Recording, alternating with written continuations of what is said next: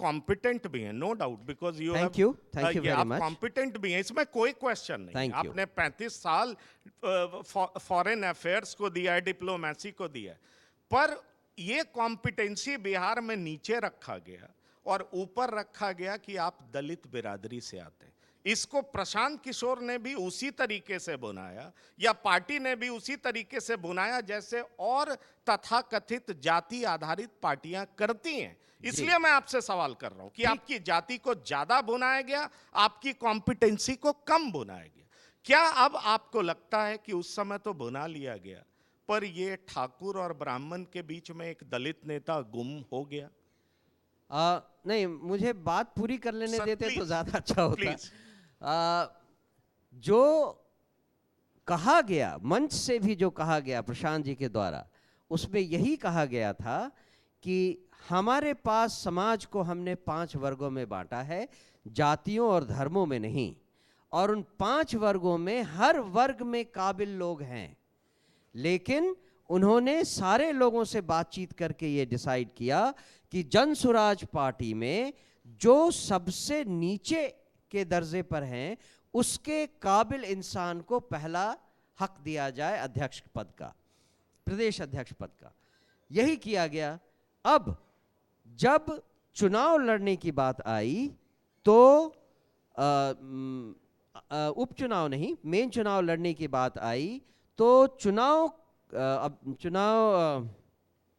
क्या कहते हैं, इलेक्शन कमीशन का, चुनाव आयोग का ये मुद्दा है, ये एक रिक्वायरमेंट है कि पॉलिटिकल पार्टी का एक नेशनल अध्यक्ष होना चाहिए उनके रजिस्टर में, और वो नेशनल अध्यक्ष हमारे पास था नहीं। हम प्रदेश अध्यक्ष बने गए थे, चूंकि उस समय बिहार में इलेक्शन की बात चल रही थी। नेशनल अध्यक्ष बनाने के लिए राज्य की कमेटी ने, राज्य की कोर कमेटी ने इस बात पर निर्णय लिया कि हमारे नेशनल अध्यक्ष कौन होने चाहिए, और उस समय जो डिसीजन लिया गया उसके आधार पर उदय जी को नेशनल अध्यक्ष बनाया गया। अब आप स्ट्रक्चर देखिए, like a federal structure, there is a national president, राष्ट्रीय अध्यक्ष हैं, उसके बाद हर प्रदेश के लिए, अभी तो हम केवल बिहार में हैं, इसलिए बिहार का एक प्रदेश अध्यक्ष होना चाहिए, उसके साथ एक कोर कमेटी होनी चाहिए जो सारे डिसीजंस लेगा। इस पूरे प्रकरण में ये बात अब रेलेवेंट नहीं हो जाती कि कौन किस कास्ट से है और कौन किस वर्ग से है। अगर मैं अपने काम से डिससैटिस्फाइड हूं और मुझे लगता है कि मुझे उदय सिंह और प्रशांत किशोर जी के बीच में दबा दिया जा रहा है, then it will not work, because I can leave any time. I am not bound by any other requirement or thing. मैं जिस रीजन से किसी पॉलिटिकल पार्टी से जुड़ा, मैंने जब रिटायर किया तो मुझे और भी दलों से ऑफर आए थे, लेकिन मैंने जानते बूझते हुए कि इन दलों से वो काम नहीं होने वाला है जिसके लिए मैं सोचता हूं मुझे राजनीति में जाना चाहिए। ठीक है सर।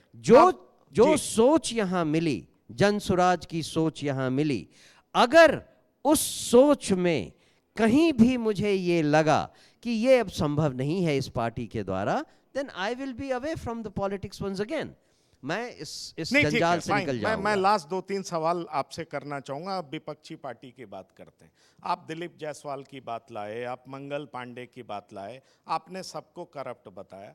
ये सिर्फ जनता में नैरेटिव बनाने का प्रयास था? आपके विरोधी कहते हैं चीप पॉपुलैरिटी पाने का प्रयास है, पर आप कोर्ट क्यों नहीं गए? एविडेंस क्यों नहीं रखा? आप बार बार कहते हैं तीसरी किस्त लाएंगे, चौथी किस्त लाएंगे, कई सारे ब्यूरोक्रेट्स को एक्सपोज करेंगे। कब करेंगे सर?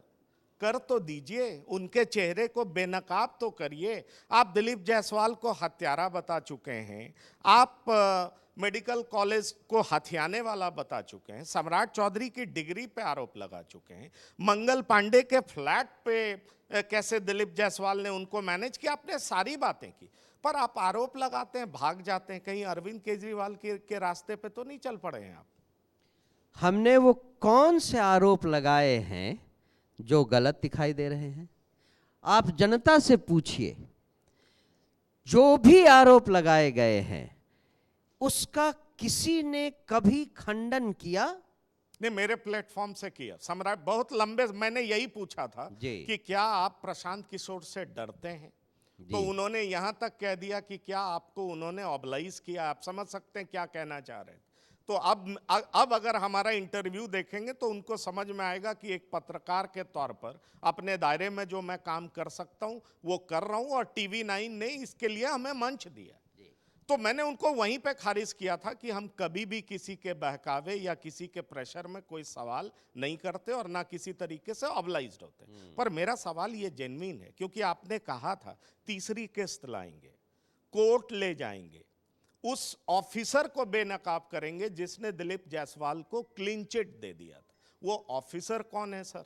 उनको कब कोर्ट लेके जा रहे हैं, जेल कब भिजवा रहे हैं, या सिर्फ जनता के बीच में नैरेटिव बना रहे हैं? दो पार्ट है। हम कब तीसरी और अगली किस्त ला रहे हैं वो आप जल्दी ही देख लेंगे। सर समय तो बता दीजिए, जब patience is running out sir, सब लोग जानना चाहते हैं। वो जल्दी हो जाएगा। और दूसरी चीज, जो कुछ जनता को बताना है वो हम जनता को बता रहे हैं। जो जनता को बताना है वो जनता को बता रहे हैं। अब इससे जिनको प्रॉब्लम है वो अपना क्लैरिफिकेशन दे दें।